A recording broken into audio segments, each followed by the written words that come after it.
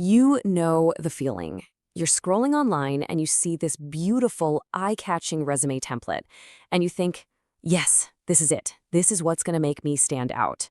But what if that perfect design is actually the very thing getting your resume thrown out? Let's dig into why your best design instincts might be leading you completely astray. So let's just ask the big question right up front. Is your well-designed, beautiful resume secretly hiding a fatal flaw?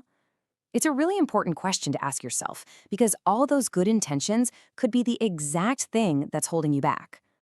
And look, it's totally natural. We obsess over these fancy templates because, well, we want to look professional, we want to look creative, we want to look different from the hundreds of other people applying. We want our resume to just pop.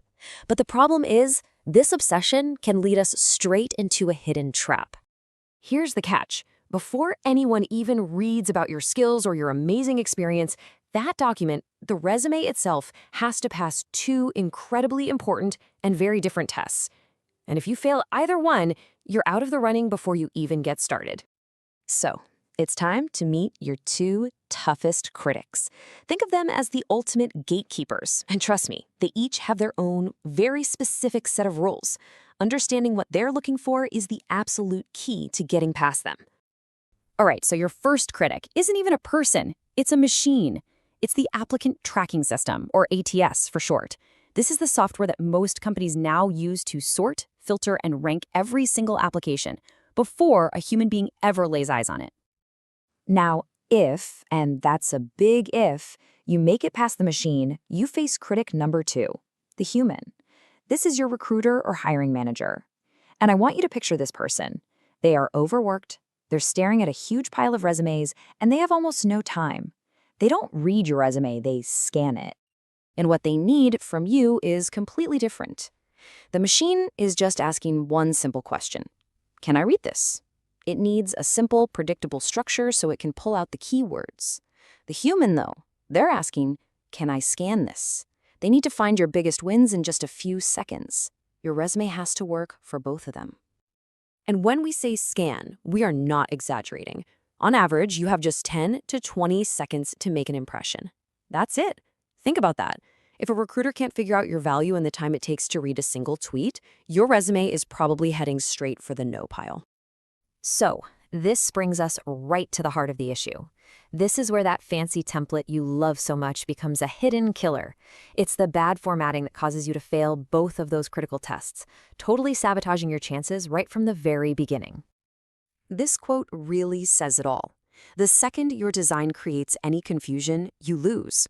The machine just gives up because it can't parse the data, and the human gives up because, honestly, they just don't have the time or energy to try and figure it out.